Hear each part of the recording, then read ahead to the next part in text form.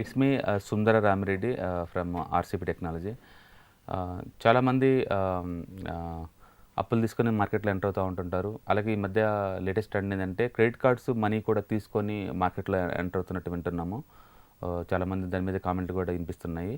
So దయచేసి ఇలాంటి leverage business చేయొద్దండి. చాలా రిస్కీ. స్టాక్ మార్కెట్లో మీ దగ్గర అమౌంట్ ఉండి, అంటే మీరు ఆల్రెడీ ఎర్నింగ్ చేస్తూ అందులో కొంత డబ్బు సేవ్ చేస్తూ ఉండి, స్టాక్ మార్కెట్ని ఒక ప్యాసివ్ ఇన్కమ్ లాగో లేదా యాక్టివ్ ఇన్కమ్ లాగో కావాలంటే ఇక్కడ మార్కెట్లో రావాలి తప్ప బయట వడ్డీకి తీసుకొచ్చి దీంట్లో పెట్టే అంత దీంట్లో ఏం లేదండి. స్టాక్ మార్కెట్ మీకు తెలుసు, ఇది వాలటిలిటీ అసెట్ క్లాస్. ఇది చాలా వాలటిలిటీ ఎక్కువ ఉంటుంది. గత 2-3 మంత్స్ నుంచి మనం చూస్తున్నట్టయితే మార్కెట్లో ఎంత వాలటిలిటీ మీకు అర్థమవుతుంటుంది. నీకు సింగిల్ డేకే 10%లో స్టాక్స్ డ్రాప్ అవడం అనేది మామూలు విషయం ఇక్కడ.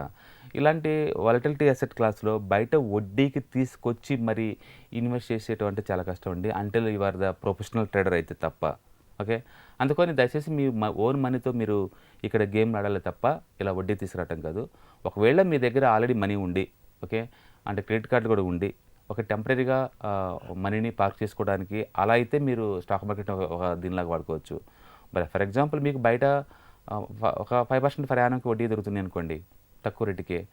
స్టాక్ మార్కెట్లో లైక్ డివిడెండ్ ఇచ్చే కంపెనీస్ ఉంటాయి కదా, కోల్ ఇండియా కావచ్చు, లేకపోతే పవర్ ఫైనాన్స్ కార్పొరేషన్ కావచ్చు, లేదా రూరల్ ఎలక్ట్రికల్ కార్పొరేషన్ కావచ్చు, లేదా ఎన్టీపీసీ కావచ్చు, లేదా ఐటీసీ కావచ్చు, ఫాలిఫ్లెక్స్ కావచ్చు, ఇలాంటి చాలా కంపెనీస్ స్టాక్ మార్కెట్లో ఒక 8-10% డివిడెండ్ ఇచ్చే కంపెనీస్ ఉంటాయండి. ఒకవేళ అందులో ఇన్వెస్ట్ చేసుకోవచ్చండి. ఎందుకంటే మీరు బారోయింగ్ కాస్ట్ ఏమో 5% ఉంది, ఇక్కడేమో రేట్ ఆఫ్ రిటర్న్ ఏమో 10% ఉంది. కాబట్టి అలాంటి వాటిలో ఇన్వెస్ట్ చేసుకోవడంలో అర్థం ఉంది. కానీ ట్రేడింగ్ రిస్కీ ఏరియా. ఆ టైంలో వడ్డీకి తీసుకొచ్చేసి పెట్టే అంత అంటే it's depending upon your skill. So leverage అనేది అందరికీ యూజ్ అవుతుందండి. అది స్కిల్ బాగా ఉన్నోళ్ళకి, మార్కెట్ కండిషన్ మీ ఫేవర్గా ఉన్న వాళ్ళకి మాత్రమే అది యూజ్ అవుతుంది.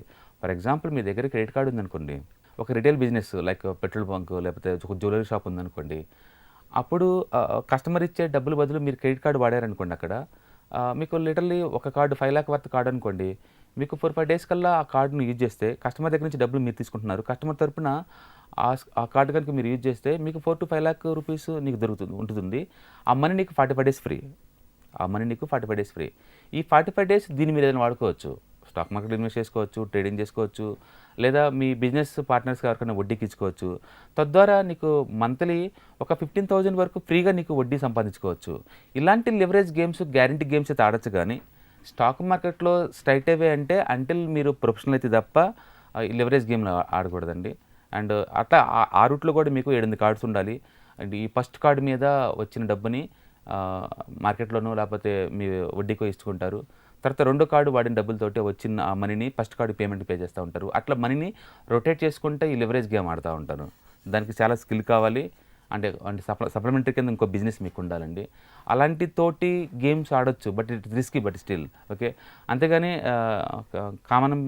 సామాన్యులందరూ అప్పులు తెచ్చి బయట రూపాయి వడ్డీ, ₹2 వడ్డీ తీసుకొచ్చేసి, లేదా క్రెడిట్ కార్డ్స్ పర్సనల్ లోన్ తీసుకొని ఎక్కువ వడ్డీకి తీసుకొని మార్కెట్లో పెట్టడం ద్వారా అంటిల్ మీరు కనుక స్కిల్ హై లెవెల్ స్కిల్ ఉంటే తప్ప మనీ మేక్ చేయడం కష్టం అండి.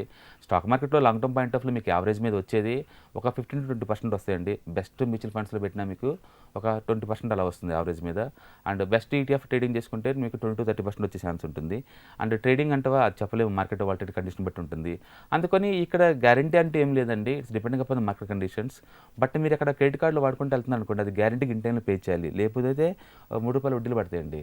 అందుకని క్రెడిట్ కార్డులు తీసుకొని స్టాక్ మార్కెట్లో రావటం, లేదా వేరే వాళ్ళ దగ్గర వడ్డీ తీసుకొని స్టాక్ మార్కెట్లో రావటం నువ్వు ఎంకరేజ్ చేస్తావంటే నేను చేయనండి. I'm dead against this type of leverage business. Okay, అలా కాకుండా మీకు 4-5 రకాల బిజినెస్లు ఉన్నాయి, అందులో మీరు మనీ రొటేషన్కి అలవాటు పడ్డారు, ఆల్రెడీ రొటేట్ చేయగలుగుతున్నారు అనుకుంటే అక్కడ ఆ రొటేషన్లో భాగంగా స్టాక్ మార్కెట్ మీరు వాడుకోవచ్చు.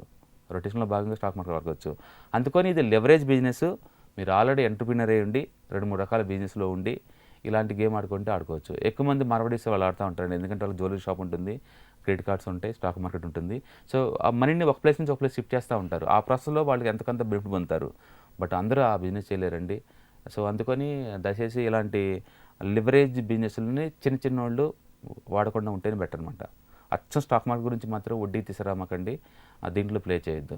ఓకే, మార్కెట్ కండిషన్లు అన్ని ఫేవర్గా ఉన్నా సరే ఒక్కొక్కసారి అన్ఎక్స్పెక్టెడ్ ఇలా గ్యాప్ డౌన్స్, ఇలా వార్స్ ఇలాంటివి వచ్చినప్పుడు మాత్రం దాన్ని మేనేజ్ చేయడం కష్టం. బట్ అక్కడ కార్డ్ అయితే ఇన్ టైంలో పే చేయాలి. పే చేయలేకపోతే మీకు 30% దాకా వడ్డీ పడుతుంది. కాబట్టి don't play this type of leverage games. Thank you.